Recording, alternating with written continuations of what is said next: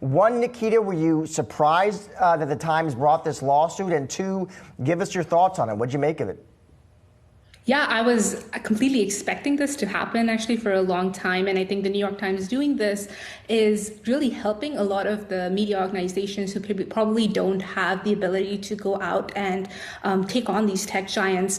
But the issue of copyright really is really so complex, and it comes down to how the courts are going to define generative AI and specifically large language models, because who is liable in this case? Is it considered a tool, or is it the user? And the problem is that large language models and all of these tech companies like OpenAI and Anthropic by Cloud, they are completely shifting in the way they are thinking about these large language models. So one of the things that I think really is important to take note of is last month, OpenAI CEO Sam Altman said in his keynote speech that they would defend their customers and pay the costs incurred if they face legal claims around copyright. And so I think that really shows how confident maybe the tech companies are regarding their claims to make sure that these are considered just as tools and push that liability over to users.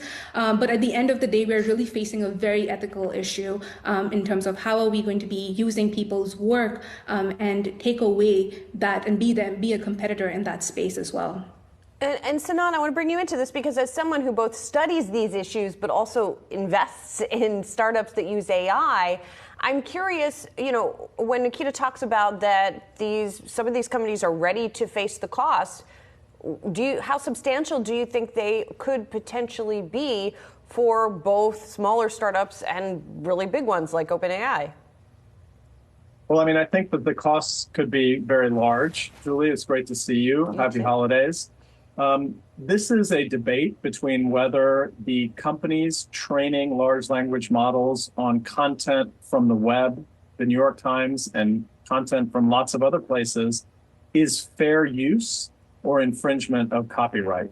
And if the courts or a settlement determine that there need to be payments made to the original producers of the training data, that could increase the costs for AI, generative AI companies, generative AI startups, and that makes a big difference for how the industry runs. However, this was expected, as Nikita said. So these costs in large part have been planned for, have been thought about, and it's not something that is brand new. This has been a debate that's been ongoing for months, if not the better part of a year.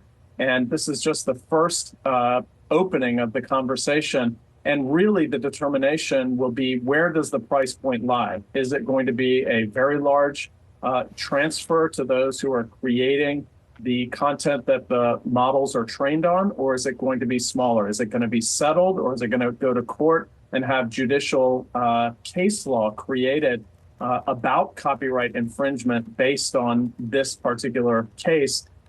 We will see. However, this was inevitable, and therefore, I think a lot of these costs have already been thought about in the long run. But Sinan, let me just get your take, because we do know tech companies have kind of made the case before, right? And it seems like their argument is this is publicly available information.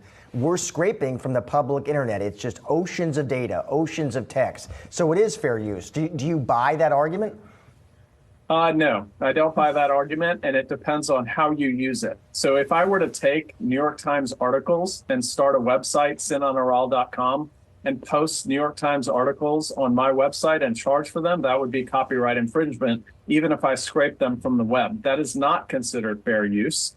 If I were to, however, copy a single New York Times article for one class at MIT for educational purposes, that would likely be considered fair use.